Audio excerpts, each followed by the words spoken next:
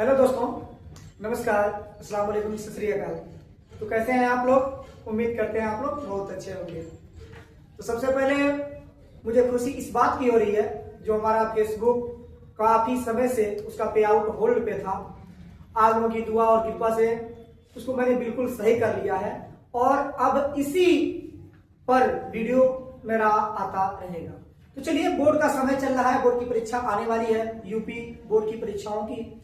और गणित में एक बहुत बार ही पूछा गया प्रश्न 4x² प्लस 9x प्लस 5 बराबर 0 के मूल ज्ञात करना है। इसके बेसिकली दो तरीके होते हैं, एक गुणनखंड विधि और एक फार्मूले के द्वारा, सूत्र के द्वारा इस सवाल को लगाया जाता है। लेकिन मैं आपको आज सिखाऊंगा कि गुणनखंड मेथड से, इसको फैक्टर मेथड से कैसे सॉल्व करें और एग्जाम में अपना 3 से 4 अंक पक्का करें। बिल्कुल ध्यान से देखिएगा। अगर जहां नहीं समझ में आता है आप हमसे कमेंट बॉक्स में, मैसेंजर में मैसेज करके पूछ सकते हैं। तो चलिए, बेसिकली इसका मूल ज्ञात करना है। तो इसका तरीका क्या होता है गुणनखंड ज्ञात करने का? अंतिम पद का पहले पद में गुणा कर लेते हैं। जैसे अंतिम पद क्या है? 5 गुणा 4x²। दोनों को गुणा करेंगे, 5 चौको 20 x² हो जाएगा। समझ रहे हैं आप लोग? अब बीच वाले पद को हमें ऐसा तोड़ना है कि जोड़ने या घटाने पर किसी भी तरीके से 9x आ जाए और गुणा करने पर वह 5 चौको 20 x² आ जाए। जब आप 20 का फैक्टर निकालेंगे, गुणनखंड निकालेंगे, तो उसी में सेट हो जाएगा। ये 10 हो जाएगा, काटेंगे तो ये 5 हो जाएगा और 5 × 5 हो जाएगा। तो आप आसानी से देख सकते हैं, 2 दूनी 4 और 5 चौको 20, यानी 5 और 4 जोड़ेंगे तो 9 हो जाएगा। 5 चौको 20 x² और 5 और 4 जोड़ेंगे तो 9 हो जाएगा। बिल्कुल हमारा समीकरण सेट हो जाएगा। समझ रहे हैं आप लोग? चलिए देखिए इसको किया जाए। तो पहले वाले पद को ऐसे लिख देंगे 4x²। इसको किसमें हम लोग तोड़े हैं? 5x प्लस 4x में। 5x प्लस 4x, क्योंकि सभी धनात्मक संख्या है इसलिए माइनस प्लस का कोई इशू नहीं है। प्लस 5 बराबर 0।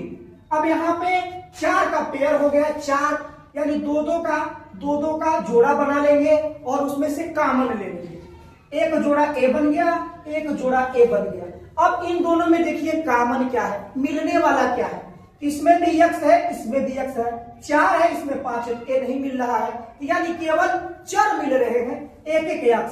एक x कॉमन लेंगे, एक x कॉमन ले लेते, यहाँ पे बचा 4। चूंकि यहाँ पे 2x² था, एक x कॉमन है तो एक x बचा। प्लस है तो प्लस, चूंकि x कॉमन हो गया है तो यहाँ पे बचा 5। अब मेरे प्यारे बच्चों, दूसरे कोष्टक में ऐसा कॉमन लिया जाता है कि पहले कोष्टक में जो बचा है सेम वही दूसरे कोष्टक में बचना चाहिए। तो यहाँ पे 4x प्लस 5, यानी यहाँ पे +1 अगर हम कॉमन ले लेते हैं तो आप लोग अच्छी तरीके से जानते हैं कि किसी भी संख्या में अगर हम 1 से गुणा करते हैं तो सेम वही संख्या हमको प्राप्त होती है। तो यहाँ पे a प्लस 1 कॉमन ले लेंगे तो हो जाएगा 4x प्लस 5।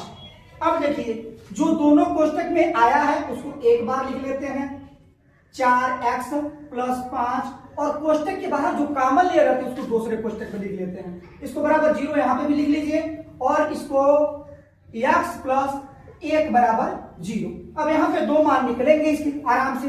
अब देखिए, चर को चर की तरफ, अचर को अचर की तरफ। तो 4x बराबर प्लस 5 इधर भेजेंगे तो -5 हो जाएगा, x बराबर -5, और इसको गुणा के रूप में रहता है तो एक भाग के रूप में चला जाएगा, यानी एक x का मान हो गया -5/4। दूसरे का मान निकालते हैं, x बराबर +1 को इधर भेजेंगे तो हो जाएगा -1, यानी एक मूल इसका a निकल आया और दूसरा मूल a निकल कर आ गया आप लोगों के सामने। यूपी बोर्ड में बेटा ये हमेशा ऐसे प्रश्न पूछे जाते हैं और कभी कभी 3, 2 या 4 नंबर में भी ये प्रश्न पूछ लिया जाता है। तो आप इसको बिल्कुल अच्छे ढंग से देख लेंगे और जहां समझ में ना आया हमसे पूछ सकते हैं। मेरे प्यारे साथियों, बस आप लोगों की सपोर्ट की जरूरत है, आपकी प्यार की जरूरत है।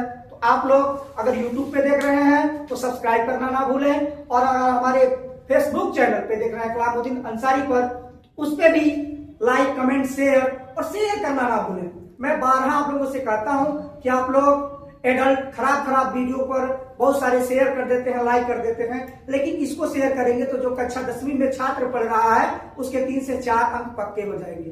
तो मिलते हैं आप लोगों से कल अगले वीडियो में, तब तक के लिए धन्यवाद।